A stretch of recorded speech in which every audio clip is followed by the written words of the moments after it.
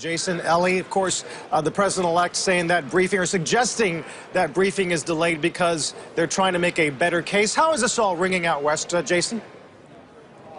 Well, I would say we're starting to see exactly how disastrous the Trump presidency can be. Tweeting first and then getting the intelligence second is the worst possible strategy you could have when dealing with cyber attacks. You don't want to force the intelligence community to tip their cards and explain how they get their information, who they get their information from, when they got it. What you want to do is meet with the intelligence community, respect the hard work that they do, the dangerous work that they do, where they put their lives at risk, collect the information, and then you don't want to explain to Julian Assange, the PR of, Putin's organization, or to Putin how you're getting your information.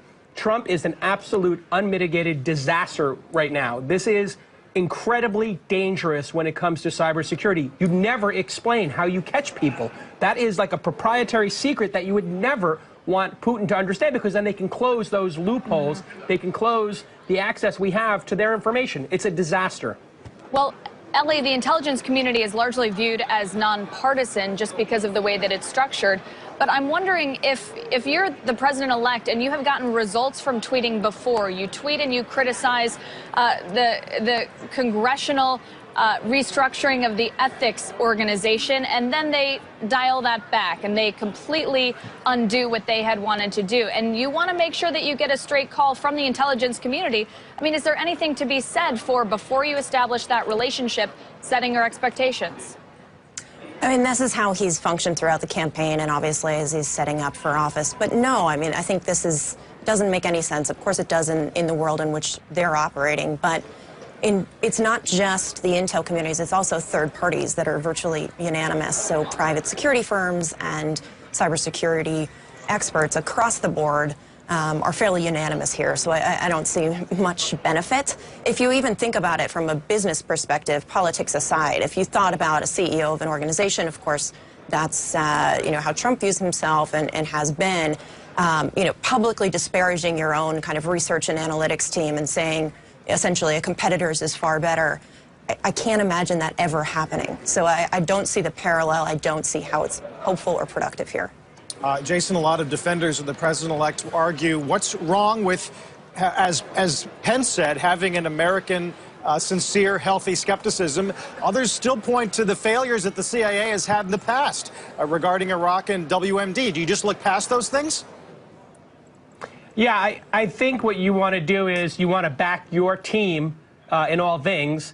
First, hear the information first, and then form an opinion. Forming opinions and then spewing them on Twitter at 6 a.m. or 7 a.m. without thinking about them or having collected the information is idiotic. Let's not sit here and try to normalize what Trump is doing. This is insane behavior. And we're sitting here trying to pretend like, oh, but he's so good at Twitter. He's so good with this, negotiating on Twitter. This is not a normal negotiation. We're dealing with superpowers and information about rigging and dismantling our democracy. There is nothing normal about this. This is idiotic, dangerous behavior. Let's not sit here and try to normalize it. Yeah. One thing we don't know, Ellie, is, 16 days from now, he's inaugurated.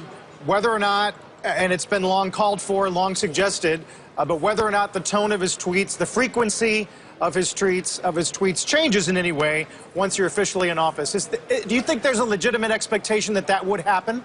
No. I mean, why would there be? Why you're expecting a fundamental change? I just don't think that's going to happen. I think people have been saying that for months. It hasn't happened. There's no reason to think it will, even though the consequences just continue to rise.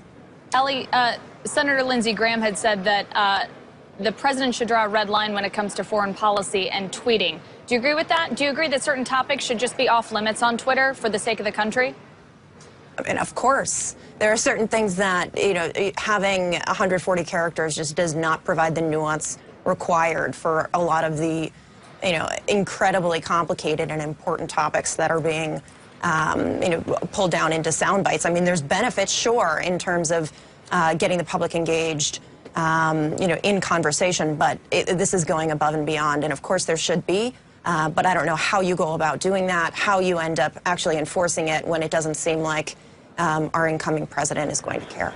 As we're talking, that is President Obama, also on Capitol Hill today, meeting with House and Senate Democrats behind closed doors, talking about ways, we're told, in which to salvage any elements of the ACA that they can. Meanwhile, we'll take a break from politics for the moment, guys. Talk briefly about Tesla today. Watching those shares, the electric car maker did announce that it delivered over 76,000 vehicles last year. That narrowly misses the goal of 80,000. Deliveries down 9.4 in the fourth quarter compared to a year ago. And that comes as Ford and Toyota announce a new partnership with several other automakers to help speed development of in-vehicle smartphone apps, an effort to prevent companies like Apple and Google from monopolizing the connected car market. A lot going on in mobility, Jason, as we await CES and see what kind of surprises may be in store there. What's your take on Tesla? Well, you know, Elon always sets his targets very high, and they've accomplished a lot. The cars are simply brilliant, and he's so far ahead of everybody. I mean, the Ford announcement that they're going to have a 300-mile range car in 2020 is so laughable when he's delivering 76,000, 77,000 cars this year that can do approximately that range. In fact, I upgraded my Roadster, which is a 6 or 7-year-old car, with a 325-mile battery from Tesla last month. He is so far ahead that these other companies are getting to where he was in 2006. I'm sorry, in 2009, 2010, 2011. So I think the distance between these companies is getting wider.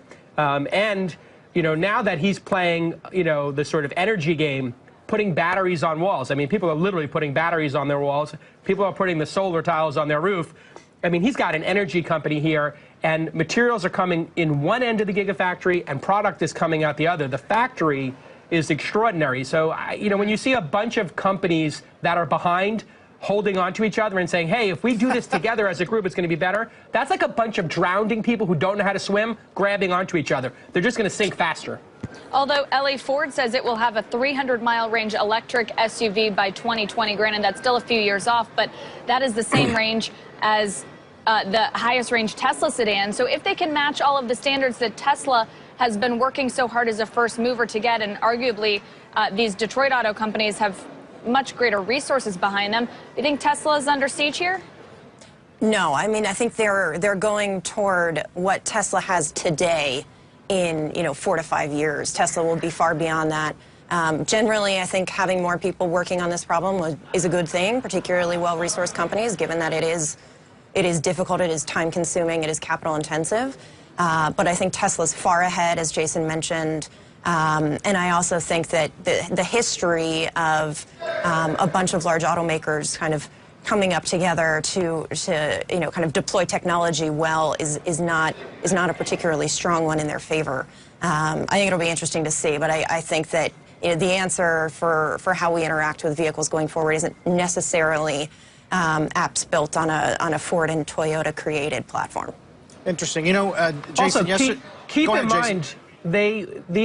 mind that these companies were trying to deride Tesla just 3 or 4 years ago, laughing at them and saying that the range was the big issue. Now they're totally flipped, and they're like, oh my God, we're going to have a 300-mile range car. The truth is, when you own one of these cars, and I own 3 of them, and I've owned them for 5 or 6 years and driven them exclusively, range has not been an issue for 5 years because the supercharger network that Tesla deployed is so ubiquitous and it's so fast that these companies are thinking that range is an issue. The range issue was solved by Tesla 4 or 5 years ago with the supercharger network.